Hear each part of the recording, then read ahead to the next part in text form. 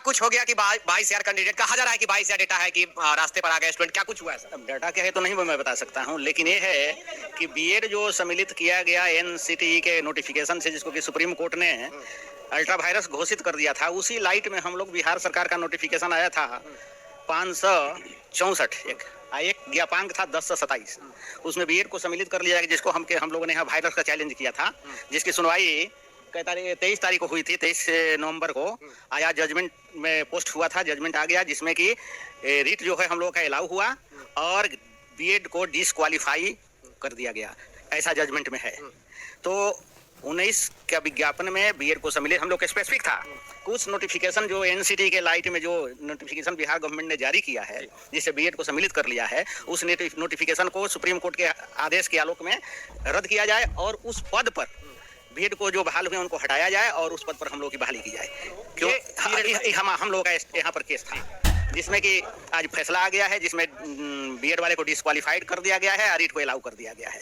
अब पूरी जजमेंट हम लोग पढ़ेंगे, लेकिन एक कंप्लीट है कि उन लोगों को हटा दिया गया। हाँ। अच्छा, अब वो लोग क्या करेंगे सर? वो लोग क्या करेंगे? अब लोग क्या करें? अब क्या वो तो कह दिया है सुप्रीम कोर्ट, पहले हाई कोर्ट कह दिया है कि जाना है तो आगे जाइए, आप लोग जाना है, क्योंकि अब पूरी जजमेंट हम लोग पढ़ेंगे, लेकिन एक कंप्लीट है कि उन लोगों को हटा दिया गया। हाँ। अच्छा, अब वो लोग क्या करेंगे सर? वो लोग क्या करेंगे? अब लोग क्या करें? अब क्या वो तो कह दिया है सुप्रीम कोर्ट, पहले हाई कोर्ट कह दिया है कि जाना है तो आगे जाइए, आप लोग जाना है, क्योंकि सुप्रीम कोर्ट में डबल बेंच का भी डिसीजन आ गया था। तो गवर्नमेंट के पास ये भी तो पावर है कि आगे ट्रिपल बेंच का भी डिसीजन आ गया था, इसलिए जो भी उसके लिए अगला अदालत है, किसी को रोका थोड़ी गया है, जाना है जहाँ जा सकता है, क्योंकि अभी सर्विस में रहते हुए वो जा सकते हैं सुप्रीम कोर्ट। सर्विस में रहते हुए जा सकते हैं, उसको उनका ना मैटर है। अब गवर्नमेंट को हटाना नहीं पड़ेगा, जब तक स्टे नहीं हो जाएगा तब तक तो उनको हटना है। किस बेस क्या था सर जो आप हटाने का बेस क्या? बेस यही था कि सुप्रीम जो एनसीटी जो गाइडलाइन इशू किया, बीएड को सम्मिलित कर लिया, वो 1 से 5 के लिए वो क्वालिटी टीचर है ही नहीं।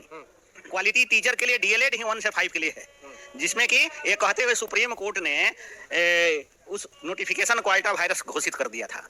तो वो जब क्वालिटी टीचर, क्योंकि जो आरटीई एक्ट जो है, राइट टू एजुकेशन एक्ट, उसमें ऑलरेडी लिखा हुआ है कि 1 से 5 के लिए क्वालिटी टीचर होना चाहिए, जिसके लिए डीएलएड उपयुक्त है, न कि बीएड। वो 6 से अपना आगे के लिए है। तो इसी आधार पर वहाँ सुप्रीम कोर्ट ने इसको हवाला देते हुए कि ऑलरेडी मेंशन्ड है राइट टू एजुकेशन एक्ट में, इसलिए जो एनसीटी का जो नोटिफिकेशन है, गजट नोटिफिकेशन, वो जो है अल्ट्रा वायरस है। केस नंबर क्या था सर? उसका केस नंबर कितना वो था, राजस्थान का हाई कोर्ट का डिसीजन था, जिसमें बीएड लोग गए थे खिलाफ में। ओके, उसका पहले भी हमने जिक्र किया है, इसके पहले भी मैं बोला था, जिसका जिक्र मैं कर चुका हूँ। उसी लाइट में यहाँ पर आज डिसीजन हुआ, जिसमें कि डीएलएड को बाहर कर दिया गया है, डिस्क्वालीफाइड घोषित कर दिया गया। जब चूंकि 19 का ही हमारा केस था, बीएड बाहर है, तो बाहर हो जाएगा, डिस्क्वालीफाइड कर दिया। चलिए, एक प्रश्न और है सर, एनआईओएस के लेकर अभी हमको जानकारी लेंगे। एनआईओएस वालों को सुप्रीम कोर्ट ने कहा कि 18 महीने का कोर्स है, इन सर्विस है, क्या लग रहा है कि इनके लिए भी कुछ आफत आ सकती है, जैसे अभी बीएड वालों को?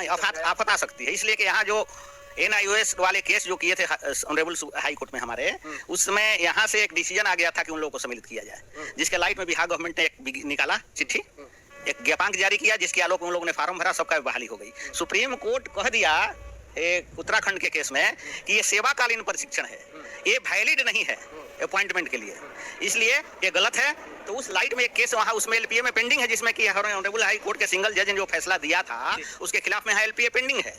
एलपीए का नंबर है, अभी दिमाग में नहीं आ रहा है, मैं बता देता अगर पहले से आप किए रहते तो, जिसकी 305/2021 शायद है कि 20 है, जो भी है, ऑलरेडी पेंडिंग है। तो उसमें ये लोग हमारे पास आए हैं, उसमें हम लगा करके सारा जजमेंट जो सुप्रीम कोर्ट का है हम लोग दे रहे हैं, इससे निश्चित ही वो लोग बाहर होना तय है, समझिए, क्योंकि सुप्रीम कोर्ट कह दिया है। छठा चरण से हम लोग कर रहे हैं, क्योंकि हमारा एलपीए ऑटोमेटिक हटेगा ना, जब छठा चरण से हटेगा, नहीं तो नहीं है, क्योंकि उसी समय से केस पेंडिंग में है। सर, शिक्षा विभाग के जो अपर मुख्य सचिव के पाठक है, आजकल थोड़ा ट्रेंडिंग टॉपिक उनका चल रहा है, जो के पाठक एसीएस है, एडिशनल चीफ सेक्रेटरी, वो कह रहे हैं कि हम वेतन जैसे ही चालू कर देंगे, ऐसा उनका खबर आया है कि वेतन जैसे ही उनका देना चालू हो जाएगा, इन टीआरई 1 वालों का किसी भी स्थिति में कोई हटा नहीं सकता, इसलिए उन लोग का वेतन भी चालू कर दिया। ऐसा कोर्ट से ऊपर नहीं ना है, जो ऑनरेबल हाई कोर्ट या सुप्रीम कोर्ट कह दिया, उसे के पाठक ऊपर थोड़े हैं। जो कोर्ट कहेगा उसको तो मानना है उनका ना, अपना मोनोपोली नहीं चलेगा। कोई प्रावधान नहीं है, कैसे नहीं, तो बताता है कहाँ प्रावधान है, लिखा हुआ है उसमें, ऑलरेडी लिखा था कि इक्विटी का क्लेम नहीं कर सकते हैं आप, कहा था ये अपॉइंटमेंट लेटर में ही आप उसमें नोट कर दीजिए कि आपका नियुक्ति जो होगा, इस केस जो है 50 जो 53 है 2021, उसके अधीन रहेगा, ये नोट करना है, बता दीजिए, दे नेवर क्लेम इक्विटी, लिखा हुआ है ऑर्डर में, वो तो उसका नॉलेज है, सरकार को पहले डायरेक्शन है कि नियुक्ति पत्र में ही मेंशन करना है। उन्होंने किया कि नहीं किया, उनकी ड्यूटी बनती है ना, क्योंकि आपका वकील अपीयर था उस दिन, सब कुछ था, आपके नॉलेज में था, तो इसकी गलती तो आपकी है, आपने लोगों को मैंने गुमराह किया और बहाली कर लिया। तो आप वेतन दे दीजिएगा तो हो जाएगा, गलत वेतन बहाली है हो जाएगा तो वेतन देने से थोड़ी हो जाता है। ये भी तो कर सकती है शिक्षा विभाग कि हम उसके लिए कुछ अलग से प्रावधान कर दें। ये तो देखिए तो करेगी तो उसका हम लोग देखेंगे, प्रावधान अलग से करेगी तो वो भी देखेंगे नहीं वो कैसा लेटर निकालेगी क्या निकालेगी, हाँ, लेगी तो देखा जाएगा। अभी तत्काल तो बाहर होना है, मतलब तत्काल मान के चले कि बाहर करियर दिया है। जी जी अभी छठा चरण है जो बहाली हुआ, पहला टीआर बीपीएससी से कहाँ लिया, बीएड वाले को लिया नहीं लिया, खत्म हुआ तो उसको मान गया। अब क्या करेगा, अब बाकी है 19 वाला। आप तो सर 22 हजार स्टूडेंट को रास्ते पर उतरवा दिए हैं, तो हम लोग क्यों उतरवाएंगे भाई, डीएलएड का लड़ रहा है अपने हक के लिए, हम लोग कौन है लड़े तो आप ही केस लड़ना तो नहीं लड़ वकील का काम है। देखिए लड़ना हम लोग का थोड़े है, जो आएगा जिसके पक्ष में हम लोग बहस करते हैं ये हम लोग भी उसमें कहा मैंने जो आएगा तो उसका तो बहस करना ना है, क्योंकि हम लोग की ड्यूटी है कुछ यहाँ ना। मैसेज युवाओं के लिए युवाओं के लिए मैसेज ये है कि सही होना चाहिए, हम लोग का यही हमेशा रहता है कि भाई कानून सभी के साथ न्याय हो, सभी के साथ न्याय हो, वो भी अपने हक के लिए आए, चाहे नौकरी से बाहर होकर ही नया दे। नहीं वो भी अपने आके लड़ सकते हैं, लड़ने के लिए उनको छेका नहीं गया है, अपना हक क्यों नहीं मांगेंगे, न्याय से ही ना हक मांगेंगे, अगर उनको मिल जाता है तो अच्छी बात है।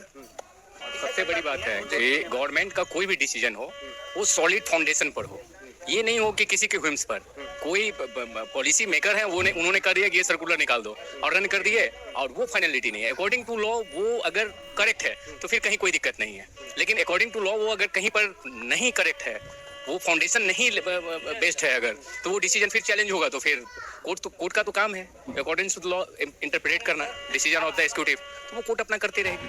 अब उसमें उसको ये मतलब नहीं है कि गवर्नमेंट को बेनिफिट हो रहा है या सिटीजन को हो रहा है या इंडिविजुअल को हो रहा है, लॉ इज लॉ, उसका इंटरप्रेट करता है। देखिए आज जी सभी को न्याय संगत तर्कों के साथ आना चाहिए और इतने से हताश नहीं होना है, और जो उनका नया पहलू है उससे आए और जुड़े, और उसके बाद वो अपना न्याय संगत तर्क देते हुए केस कोर्ट में आए, या उन्हें लगता है कोई नया पहलू दिखता है तो उन्हें नया पहलू के साथ उनका अपीलीय कोर्ट में भी स्वागत है।